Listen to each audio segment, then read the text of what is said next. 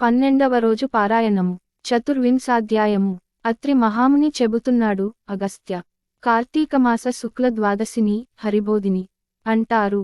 ఆ ఒక్క పర్వతిథి వ్రతాచరణం చేస్తే అన్ని తీర్థాలలోనూ స్నానం చేసినా అన్ని విధాలైన యజ్ఞాలను ఆచరించినా కలిగే పుణ్యం ప్రాప్తిస్తుంది. విష్ణువు పట్ల ఏకాదశి పట్ల భక్తిని కలిగిస్తుంది.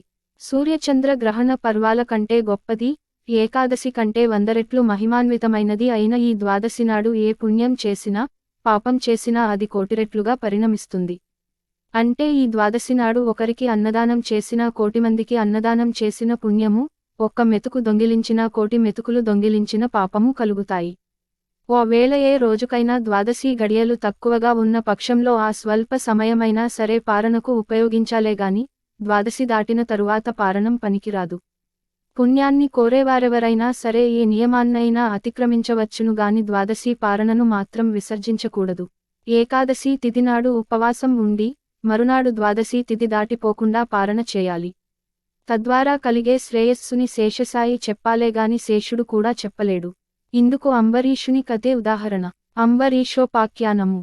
ద్వాదశీ వ్రతాచరణ తత్పరుడు పరమ భాగవతోత్తముడు అయిన అంబరీషుడనే మహారాజు ఒకానొక కార్తీక శుద్ధ ఏకాదశి నాడు ఉపవసించి మరునాడు ద్వాదశి గడియలు స్వల్పంగా ఉన్న కారణంగా తిథి దాటకుండానే పారణ చేయాలనుకున్నాడు. అదే సమయానికి దుర్వాస మహర్షి వచ్చి ఆనాటి ఆతిథ్యములో తనకు కూడా భోజనమును పెట్టవలసినదిగా కోరాడు. అంబరీషుడు ఆయనను ద్వాదశీ పారణకు ఆహ్వానించాడు. తక్షణమే దుర్వాసుడు స్నానాద్యనుష్ఠానార్థం నదికి వెళ్లాడు. అలా వెళ్లిన ఋషి ఎంతసేపటికి మళ్లీ రాకపోవడంతో అంబరీషుడు ఆతృతపడ్డాడు. ఆ రోజున ద్వాదశి గడియలు స్వల్పంగా ఉన్నాయి. కాలాతిక్రమణం కూడా కాకుండా పారణ చేసి తీరాల్సి ఉంది. అతిథి వచ్చే వరకు ఆగడం గృహస్థ ధర్మం. దానిని వదలలేడు. ద్వాదశి దాటకుండా పాన చేయడం ఈ వ్రతస్థ ధర్మం. దీనిని వదులకోలేడు. అదీగాక హరిభక్తి పరిత్యాగో ద్వాదశీత్యాగతో భవేత్. యతో 2 నుపోషితో భూయా తకృత్వాసమ్య గుపోషణం. పూర్వం ద్వాదశ సంఖ్యాకే పురుషో హరివాసరే. పాపముల్లంఘనే పాపాత్ నైవేద్యం మనీషిణ. ద్వాదశీ వ్రతాన్ని ఉల్లంఘించిన వాడు విష్ణుభక్తిని విసర్జించినవాడవుతారు. ఏకాదశి నాడు ఉపవాసం చేయకపోతే ఎంత పాపం కలుగుతుందో ద్వాదశి నాడు పారణ చేయకపోతే అంతకు రెట్టింపు పాపం కలుగుతుంది. అంతేకాదు ఒక్క ద్వాదశీ పారణాతిక్రమణ వల్ల ఆనాటి వ్రతఫలంతో బాటుగానే అతఃపూర్వం చేసిన 12 ద్వాదశీ పారణల మహాపుణ్యం కూడా హరించుకుపోతుంది. జన్మజన్మాంతర పుణ్యబలం క్షీణిస్తుంది. అన్నింటికన్నా ముఖ్యంగా ద్వాదశ్యతిక్రమణము వలన విష్ణు విరోద్భీతి ఏర్పడుతుంది. అందువల్లే ప్రాణావసానమైనా సరే ద్వాదశీ పారణ చేయడమే కర్తవ్యం. తద్వారా సంక్రమించే బ్రాహ్మణ శాపం వల్ల కల్పాంత దుఃఖమే కలుగునుగాక. దుర్వాసాగమనానంతరం కన్నా ద్వాదశీ తిరోగమనాత్పూర్వమే పారణ చేసి హరిభక్తిని నిలుపుకున్నట్లయితే కలగబోయే కష్టాలను ఆ కమలనాథుడే కడతేరుస్తాడు. ఇలా తన మనస్సులో ఒక నిర్ణయానికి వచ్చి కూడా ధర్మవర్తనుడైన ఆ అంబరీషుడు ద్వాదశీ పారణార్థం తనను పరివేష్టించి ఉన్న వేదనిధులకు తన ధర్మసందేహాన్ని తెలియజేశాడు. అంబరీషుని మనోవ్యధ. అమరీషుని సమస్యను వినిన వేదస్వరూపులైన ఆ విప్రులు క్షణాల మీద శృతి స్మృతి శాస్త్ర పురాణదులన్నిటినీ మననం చేసుకుని, మహారాజా, సర్వేశ్వరుడైన ఆ భగవంతుడు సమస్త జీవులయందున జఠరాగ్ని రూపంలో ప్రక్షిప్తమై ఉంటున్నాడు. ఆ జఠరాగ్ని ప్రాణవాయువు చేత ప్రజ్వలింప చేయబడటం వలననే జీవులకు ఆకలి కలుగుతోంది. దానినే తాపమే క్షుత్పిపాస బాధగా చెప్పబడుతూ ఉంది కాబట్టి యుక్తాహారం చేత ఆ అగ్నిని పూజించి శాంతింపచేయడమే జీవలక్షణం. జీవులచే స్వీకరించబడే భక్ష్య, భోజ్య, చోష్య, లేహ్యరూప అన్నాదులను వారిలోని అగ్ని మాత్రమే భుజిస్తున్నాడు. జీవులందరిలోనూ ఉన్న జఠరాగ్ని జగన్నాథ స్వరూపం కనుకనే అత స్వపాకం శూద్రం వాస్వన్య సద్మాగతం శుభం. అతిక్రమ్య న భుంజీత గృహమే ద్యతిథి సున్నా నిజం. స్నానం చేయకుండా భోజనమును చేసేవాడు మలభోజి అవుతాడు. పరునికి పెట్టకుండా తానొక్కడే తినేవాడు పాపభోక్త అవుతాడు. తానాహ్వానించిన అతిథికి పెట్టకుండా ముందుగా తనే భోజనమును చేసేవాడు ఆ శుద్ధ సున్నాలో పురుగువలే మలాసియే అవుతాడు. పక్వమైనది గాని ఫలంగాని పత్రంగాని నీళ్లుగాని భోజనార్థంగా భావించి సేవించినదేదైనా సరే అన్నంతో సమానమే అవుతుంది. అందువలన నీచేత అంగీకృతుడైన అతిథిని నేను రాకుండానే నాకంటే ముందుగా అన్న ప్రతినిధిగా జలపారణమును చేశావు. బ్రాహ్మణ రిస్కరమైన నువ్వు బ్రాహ్మణ ప్రియుడైన విష్ణువునకు భక్తుడివెలా అవుతావు? యదా పురోదసన్స్వస్య మదమోహన్మహీనతే. నీ పురోహితుడు చెప్పినట్లు కాకుండా మరో విధంగా ఆచరించే మదమోహితుడిలా ప్రవర్తించావు నువ్వు అన్నాడు దుర్వాసుడు. ఆ ఆగ్రహానికి భయకంపితుడైన అంబారీషుడు దోసలి నొగ్గినవాడై, మునీంద్ర, నేను పాపినే, పరమ నీచుడనే అయినా నిన్ను శరణు కోతురున్నాను. నేను క్షత్రియుడను గనుక ఏ అభిజాత్యాహంకారము వల్లనో తప్పునో చేశాను, కాని నువ్వు బ్రాహ్మణుడైన కారణముగా శాంతాన్ని వహించు. నన్ను రక్షించు. నీవంటి గొప్ప ఋషులు తప్ప మమ్మల్ని ఉద్ధరించేవాళ్లెవరు సున్నాటారు అంటూ అతని పాదాల మీదపడి ప్రార్థించాడు.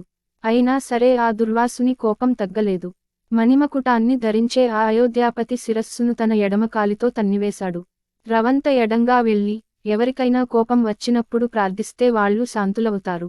కాని నేనలాంటి వాడిని కాను, నాకు కోపం వస్తే శాపం పెట్టకుండా ఉండను. చేపగాను, తాబేలుగాను, పందిగాను, మరుగుజ్జు వానిగాను, వికృతమైన ముఖం కలవానిగాను, క్రూరుడైన బ్రాహ్మణునిగాను, జ్ఞానశూన్యుడైన క్షత్రియునిగాను, అధికారం లేని క్షత్రియునిగాను, దురాచార భూయిష్టమైన పాషండ మార్గవేదిగాను, నిర్దయాపూర్వక బ్రాహ్మణ హింసకుడైన బ్రాహ్మణునిగాను 10 జన్మల గర్భ నరకాల ననుభవించు అని శపించాను. అప్పటికే బ్రాహ్మణ శాపభయంతో అవాక్కై ఉన్నాడు అంబరీషుడు. అయినా అతని అంతరర్యంలో సుస్థితుడై ఉన్న శ్రీమహావిష్ణువు కల్పాంతరకాల లోకకళ్యాణార్థము బ్రాహ్మణ వాక్యాన్ని తిరస్కరించకూడదనే తన వ్రతం వల్ల ఆ 10 జన్మల శాపాన్ని తానే భరించదలచి గృహ్ణమి అని ఊతుకున్నాడు. ఇన్ని శాపాలిస్తే గృహ్ణమి అంటాడేమిటి రాజు, వీనికింకా పెద్ద సాము ఇవ్వాలి అని మరోసారి నోరు తెరవబోయాడు. దుర్వాసుడు కాని సర్వజ్ఞుడైన శ్రీహరి దుర్వాసుడి నోట ఇంకో శాపం వెలువడకుండానే భక్తుడైన అంబరీషుని రక్షానార్థ సున్నాగా తన ఆయుధమైన సుదర్శనాన్ని వినియోగించడంతో అక్కడి పూజాస్థానంలో ఉన్న యంత్రాన్ని ఆవహించి జగదేక శరణ్యము, జగదేక భీకరము అయిన సుదర్శన చక్రము రివ్వున దుర్వాసుని వంకగా కదిలింది. అచేతనాలైన పూజిత సంజ్ఞలలోంచి జడమైన విష్ణుచక్రం దివ్యకాంతి ప్రభాశోభతమై తనవంకగా కదలి రావడాన్ని చూడగానే దుర్వాసుడు త్రుళ్ళిపడ్డాడు. ఆ చక్రానికి చిక్కగూడదని భూచక్రమంతా గూడా క్షణాల మీద పరిభ్రమించాడు. అయినా సుదర్శనం అతగాడిని తరుముతూనే ఉంది. భీతావహుడైన ఆ దూర్వాసుడు వశిష్ఠాది బ్రహ్మర్షులని, ఇంద్రాది అష్టదిక్పాలకులని, చిట్టచివరికి శివ బ్రహ్మలని గూడా శరణు కోరాడు. కాని అతని వెనకనే విహ్వల మహాగ్ని జ్వాలాయుతంగా వస్తున్న విష్ణుచక్రాన్ని చూసి ఎవరికి వారే తప్పుకున్నారే తప్ప విడిచి తెగించి ఎవరూ అభయాన్నియలేదు. పంచవింశోధ్యాయ సమాప్త.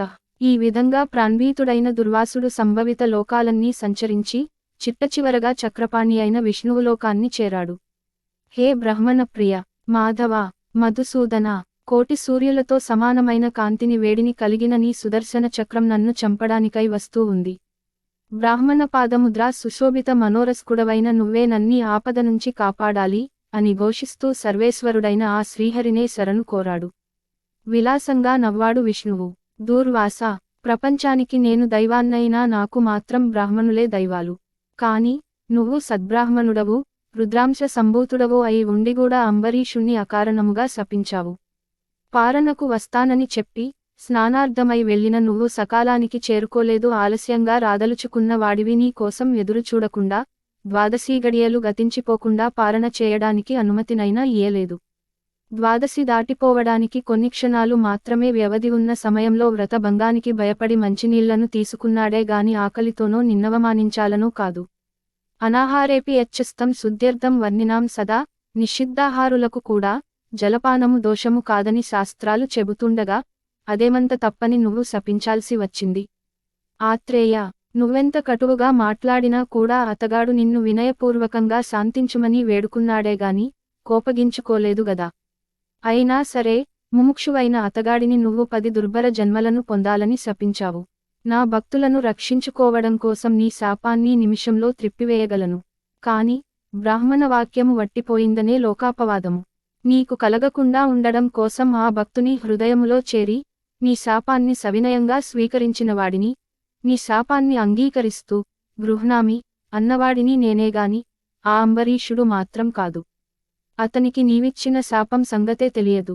ఋషిప్రభూ, నీ శాపం ప్రకారంగానే ఈ కల్పాంతాన దుష్టుడైన శంఖాసురుణ్ణి సంహరించేందుకు, శిష్యుడైన మనువునుద్ధరించేందుకు మహామత్స్యంగా అవతరిస్తాను. దేవదానవులు క్షీరసాగరాన్ని మదించేవేళ మందరగిరిని మూపున ధరించడానికి కుదురుగా ఉండేందుకుగాను కూర్మావతారుడా తాబేలు నవ్వుతాను. భూమిని ఉద్ధరించేందుకు, హిరణ్యాక్షుణ్ణి చంపేందుకు వరాహాన్నవుతాను. హిరణ్యకశిపుణ్ణి సంహరించడం కోసం వికృతాననం గల నరసింహ రూపావతారదారుడినవుతాను. సర్వదేవతా సంరక్షణ కోసం ధర్మబలుడైనా కూడా దానవుడు గనుక బలి అనేవాడిని శిక్షించేందుకు వామనుడనవుతాను. త్రేతాయుగమున జమదగ్నికి కుమారుడిగా పుట్టి సాయుధ బ్రాహ్మణుడనై దుర్మదులైన రాజులను దుళ్లగొడతాను. రావణ సంహారార్థమై ఆత్మజ్ఞానశూన్యుడైన అంటే నేనే భగవంతుడనే దానిని మర్చిపోయిన మాయామానుష విగ్రహుడైన దశరథ రామునిగా అవతరిస్తాను. ద్వాపరంలో జ్ఞానిని, బలవంతుడను అయి ఉండి కూడా రాజ్యాధికారం లేకుండా రాజు బలరాముడు కు తమ్మునిగా కృష్ణునిగా జన్మిస్తాను. కలియుగారంభాన పాపమోహము కొరకు పాషండమత ప్రచారకూడనై బుద్ధుడనే పేరున పుడతాను. ఆ యాగంతన శత్రుఘాతుకుడైన బ్రాహ్మణునిగా ప్రభావిస్తాను. దుర్వాస. నా ఈ దశావతారాలను ఆయా అవతారాలలోని లీలలను ఎవరు వినినా, చదివినా తెలుసుకున్నా వారి పాపాలు పటాపంచలవుతాయి. ధర్మానానా విధ వేదే విస్తృతా వరజన్మనాం. దేశకాల వయోవస్థా వర్ణాశ్రమ విభాగశ. దేశ, కాల, వయో రెండు అవస్థలను బట్టి వర్ణాశ్రమాలను ననుసరించి ధర్మము అనేక విధాలుగా వేదముచే ప్రవచింపబడి ఉంది. అటువంటి వివిధ ధర్మాలలోనూ కూడా ఏకాదశి నాడుపవాసం, ద్వాదశి దాటకుండా పారణం అనేవి విశ్వజనీనంగా భాసిస్తున్నాయి. అటువంటి వైదిక ధర్మాచరణమును చేసినందుకుగాను నువ్వా అంబరీషుణ్ణి శపించింది చాలక తిరిగి మరో ఘోరశాపమును ఇవ్వబోయావు. బ్రాహ్మణుడవైన నీ వాక్యాన్ని సత్యము చేయడము, భక్తుడైన ఆ రాజును కాపాడుకోవడము రెండూ నా బాధ్యతలే గనక పునఃశపించబోయే నిన్ను నివారించడానికే నా చక్రాన్ని నియమించాను. ఏవం శ్రీ స్కాంద పురాణంతర్గత కార్తీక మాహాత్మ్య షడ్వింశాధ్యాయ సమాప్త. 24, 25, 26 అధ్యాములు. 12వ రోజు. నిషిద్ధములు ఉప్పు, పులుపు, కారం, ఉసిరి, దానములు, పరిమళ ద్రవ్యాలు, స్వయం పాకం, రాగి, దక్షిణ. పూజించాల్సిన దైవము భూదేవీ సహిత శ్రీమహావిష్ణు లేక కార్తీక దామోదరుడు. జపించాల్సిన మంత్రము ఓం భూర్భువర్విష్ణవే వరాహాయ కార్తీక దామోదరాయ స్వాహ. ఫలితము బంధవిముక్తి, జ్ఞానం, ధన ధాన్యాలు. ద్వాదశి నాటి పారాయణము సమాప్తము.